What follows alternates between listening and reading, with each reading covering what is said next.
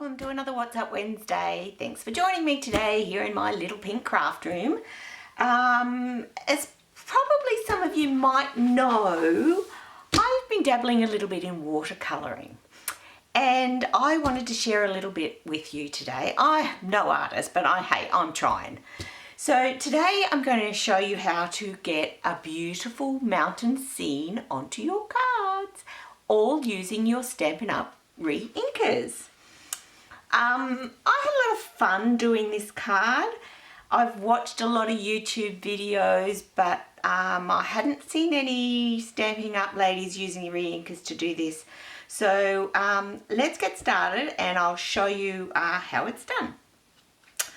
I've got this cardstock base. The card base is Night of Navy. I'm using the Fluid 100 watercolor paper. Now this is 100% cotton and it's 300 GSM, I believe. I'm pretty sure it is. It's a very good quality watercolor paper. It only comes in 5x7 or 12 points, that's inches, 5.5 by 7 inches. 12.7 by 17.8 centimeters. So I'm going to make 2 cards out of the one piece of watercolor paper. So I've just cut that already. So like that, and I've just cut it down the middle. I'm going to mount it on some shimmery white cardstock, which is not pure white and it's not cream. I just thought it was just a nice variation. I haven't used it in a while, so I've cut those to just a little bit bigger than what my painting's going to be. All the measurements and all the supplies will be over on my blog site at winningcreations.thesearemystamps.com. Make sure you pop on over and have a look. So I'll leave that card there. Now we're going to do, I used Calypso Coral. Now I use, and I think I've said this before, you can always use this as your palette. So I've already got some re-inker there, and then I've got Daffodil Delight.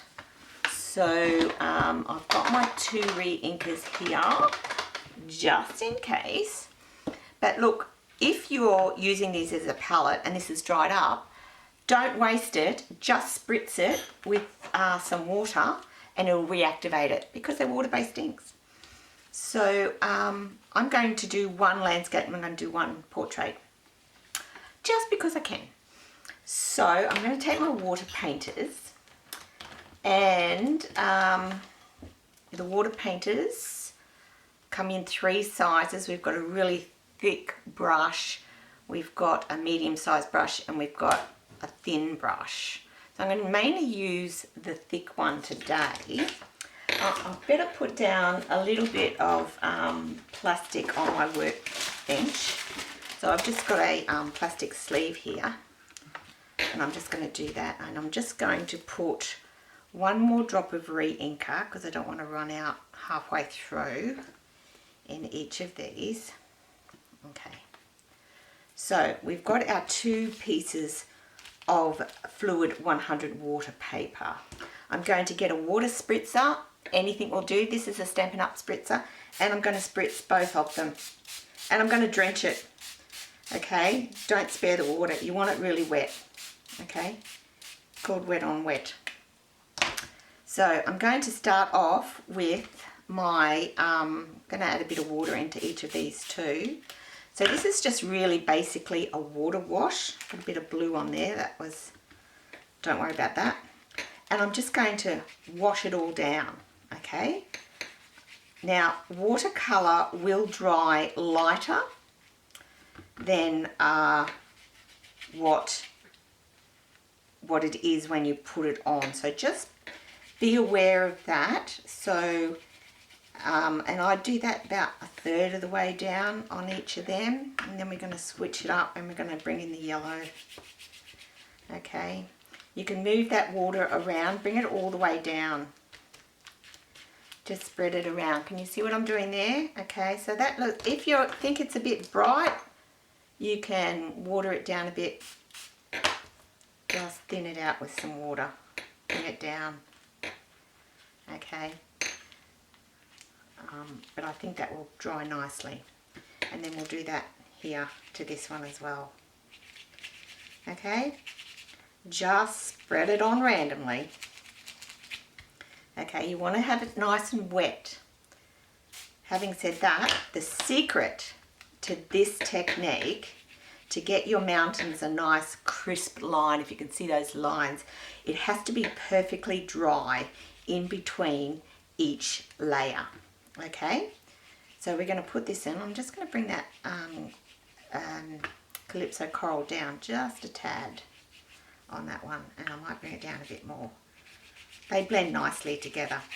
And I do have a bit of blue on here, but that's not going to matter because my mountains are going to go there. Now, I did have a piece of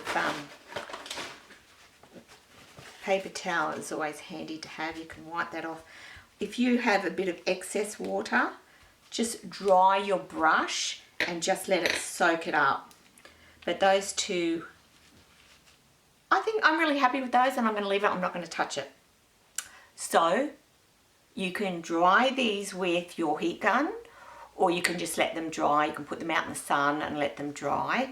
So because I haven't got all day to make this video, I'm going to do it with my heat gun and do a little bit of magic editing on the video, and I'll be with you shortly. Okay, I spent a little bit of time with the heat gun and I've dried these off. Now you can see the difference. There's a little bit of difference. This one is slightly lighter, but I love the gradient and I'm really happy. And if you get a little bit of extra ink there, it doesn't matter because, hey, it's mimicking the night sky, or just the twilight of the sky. So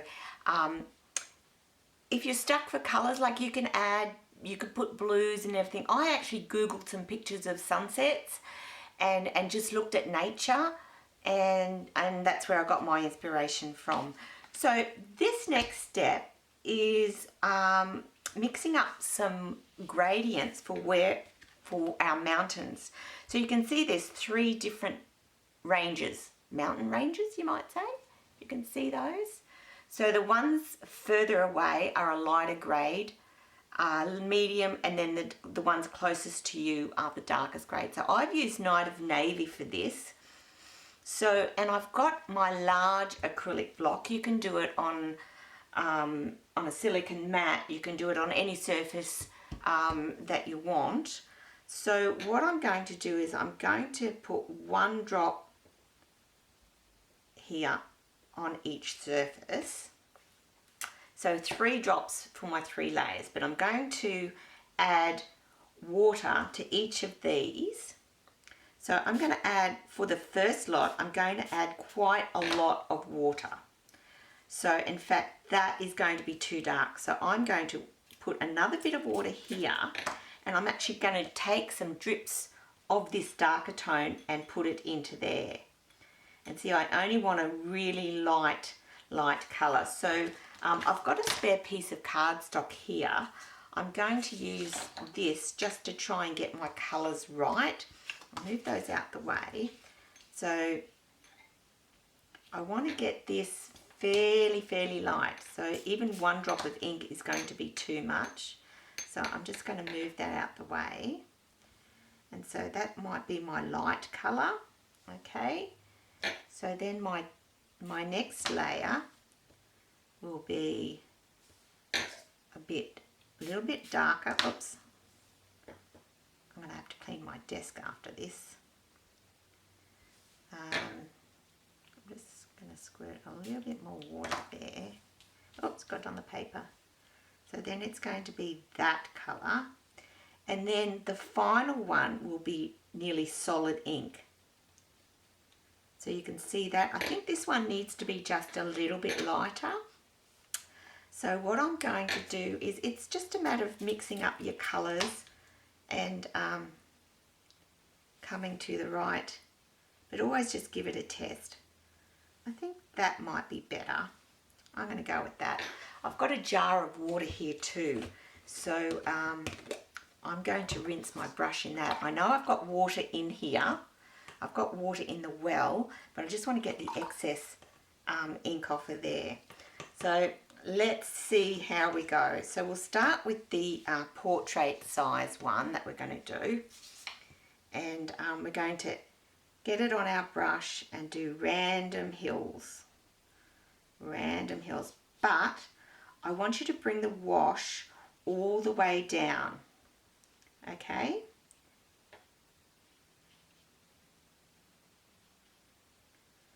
Just make another little hill in there. Okay, bring it all the way down. A little bit more water. Don't worry too much. Okay, so you can see here the lines are really straight, like smooth edges. If that was wet, this bit here is a little bit fuzzy. And don't worry that that's gone green because the yellow and the blue. But when you do the darker colours, that will sort of like fade out. So I'm going to do that on this one now. And just bring in a bit more water. I'm going to need a bit more. Okay. There we go.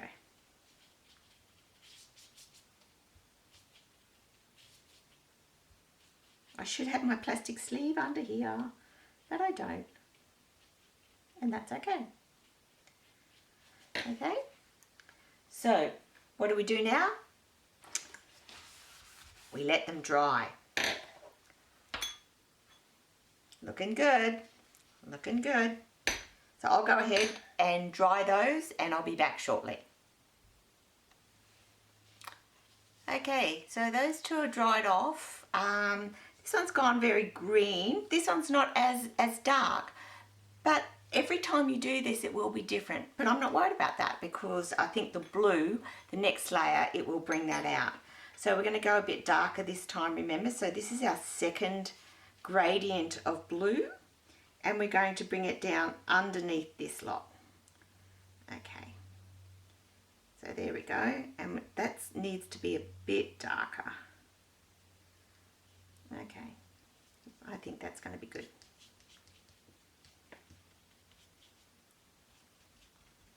You can see where it's not. Oh, that'll be nice. Oh, I like that. You can see the mountains are taking shape. Ha ha, taking shape. Okay, so see where my wet brush wasn't wet enough and it's left a fuzzy line. That's okay, just go back over it and then wash it down.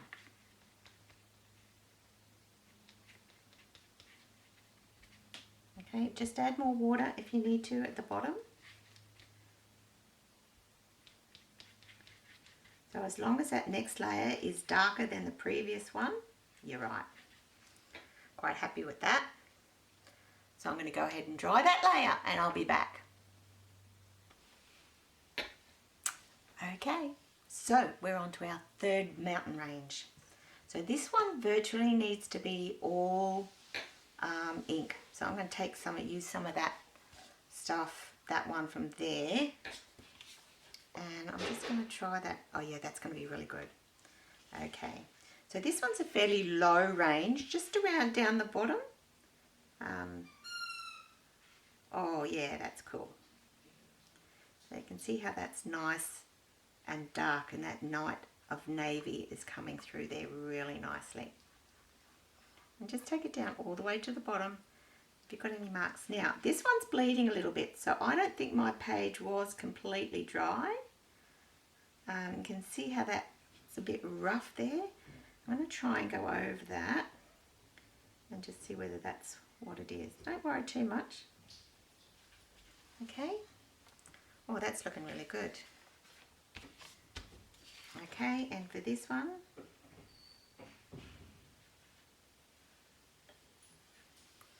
you know, any design, you don't have to follow a pattern or anything. You don't even have to follow the mountain range before, because all mountains are all different, aren't they?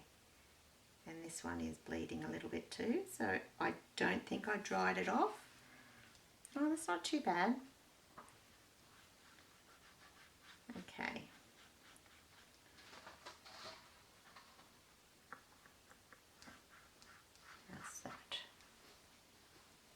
doggy at the door. And make sure you get all that, the edge there, all coloured in, because you don't want that showing through. Okay, there we go. Brush my brush. Now this one, I'm going to darken this one a bit more here.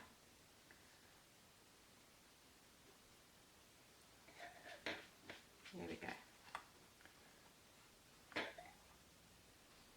If you're going over it again, make sure you do the whole thing, the whole mountain range.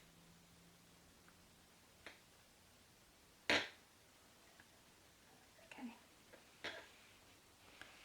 There. Now I'm going to go and let them dry and I'll be back. Okay, so I've got my two card fronts, my mountain scenes. I just wanted to share with you a couple of little tips that you can do. Instead of just having just a plain mountain range, you can spice it up a little bit. And I've taken the leaf stamp from the Gorgeously Made, and I've got my Memento black ink, and I'm just going to stamp this up. Now I might do it on this one.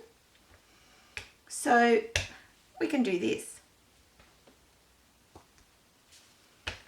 This gives the impression that you're looking at the mountains from the bushland, or, you know, wherever.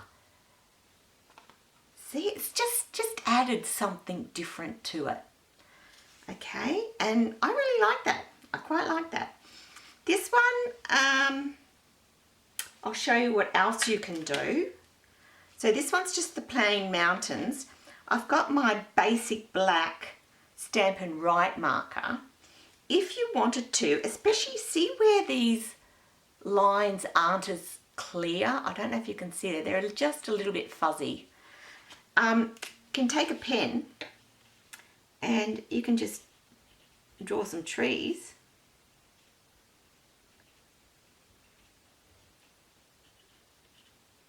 And just do a squiggle through them. And they could be pine trees on the mountaintops. See? Just like that. You could do it on all of them if you wanted to. Of course, as you get through, you probably wouldn't see them on the distant mountains. You can do them taller. Just to give it a little something interest. A little bit of interest. I don't like it as much as I like the leaves. I like the leaves, but I just wanted to show you what else you could do. So, beautiful cone. I'm really happy with the colours. These have turned out really, really well. So I'll just put this one together. So all I've done is I've mounted that, I'll mount that onto a piece of the shimmery white, and then that will get mounted onto navy blue cardstock. So I'll go ahead and do that. And I might speed up the camera while I do that. Oh, don't you love the back?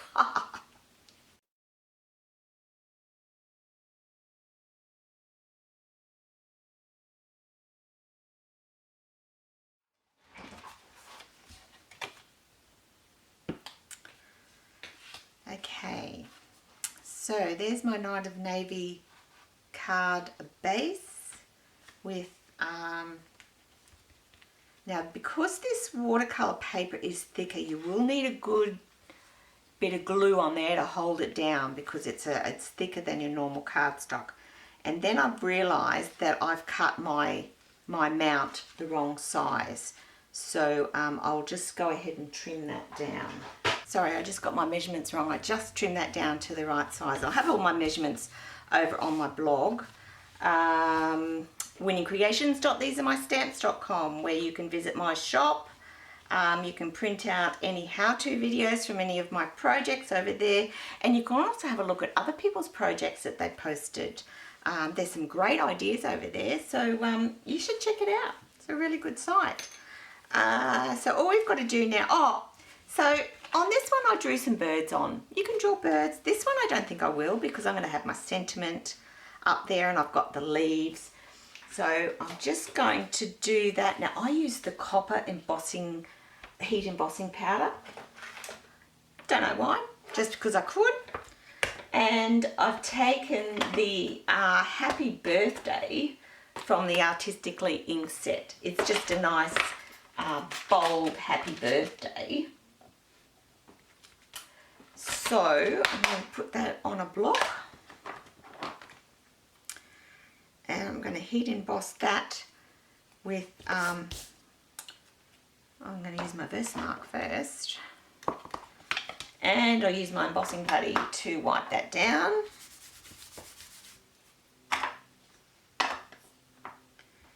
Use Versamark.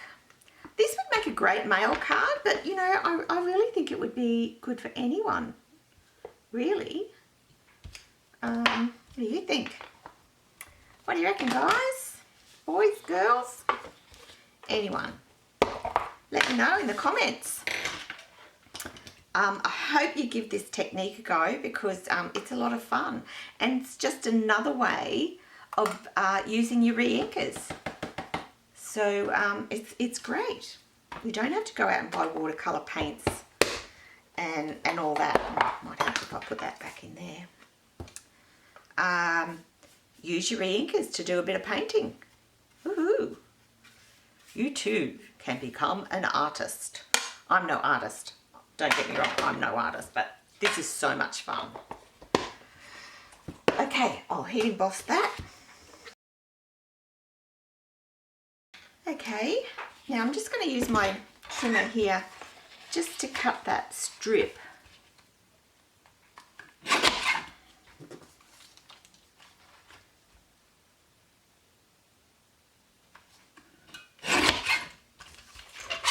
Okay. And I'll trim that down. Do a little bit on each side. Because what I might do with this one is use my tag, one of my tag punches here, to make a dainty little end that way. And there. Oh, that's going to look really cute. And do you know what else? I don't think it needs anything else. I'm going to pop that up on dimensionals, my Stampin' Dimensionals. Might put 3 along here so it doesn't sag in the middle. Nothing like a saggy tag. Okay. Happy birthday. I think just across there, because you want to be able to see those gorgeous mountains you've made. How's that? And then we're going to pop it on there. I've made larger borders mounts this time. I think it accentuates the scene more if you've got a larger border. Don't know, that's just what I think and I'm sticking to it. So let's stick that down. And the liquid multi-purpose glue is the best one to use for this. And do you know what? There's a card. I've got glue everywhere.